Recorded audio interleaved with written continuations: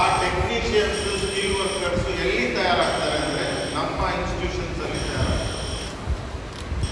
Electrical department ಇದೆ, electrical technician ತಯಾರಾಗ್ತಾನೆ, mechanical technician ತಯಾರಾಗ್ತಾನೆ, ಸಿವಿಲ್ ಟೆಕ್ನಾಲಜಿ ಟೆಕ್ನಿಷಿಯನ್ ತಯಾರಾಗ್ತಾನೆ.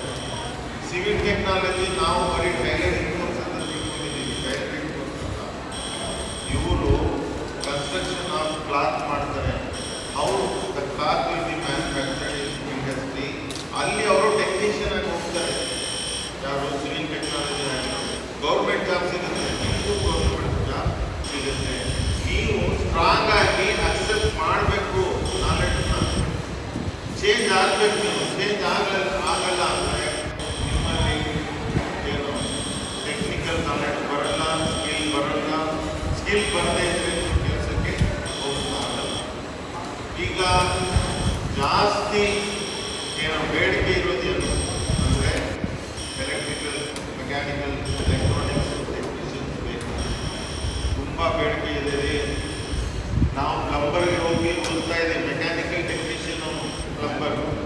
ಪ್ಲಂಬರ್ ಅಂದರೆ ಏನೋ ನಲ್ಲಿ ಕೆಲಸ ಮಾಡೋನು.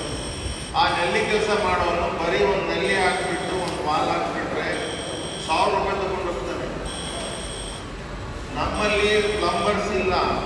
ಫಿಟ್ಟರ್ ಪ್ಲಂಬರ್ದು ಸೆಕ್ಷನ್ ಅಲ್ಲಿ ಫಿಟ್ಟರಲ್ಲಿ ಅವ್ರಿಗೆ ರಿಚ್ ಸ್ಪಾನರ್ಸ್ ಇದ್ರೆ ಸಾಕು ಮಾಡಿಬಿಡ್ತಾನೆ. ನಿನಗೆ ಆ ಕೆಲಸದ ಬಗ್ಗೆ ಬೇಸಿಕ್ ನಾಲೆಡ್ಜ್ ಇದ್ರೆ ನೀನು ದಿನ 1000 ರೂಪಾಯಿ ಸಂಪಾದನೆ ಮಾಡ್ಬೋದು.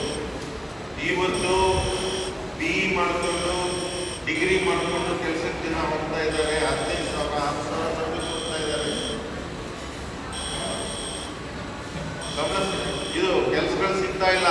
ITI ಮಾಡ್ಕೋ, ನಾಳೆನೇ ಕೆಲಸ. ಇವತ್ತು ಎಕ್ಸಾಮ್ ಮುಗಿದು ನಾಳೆ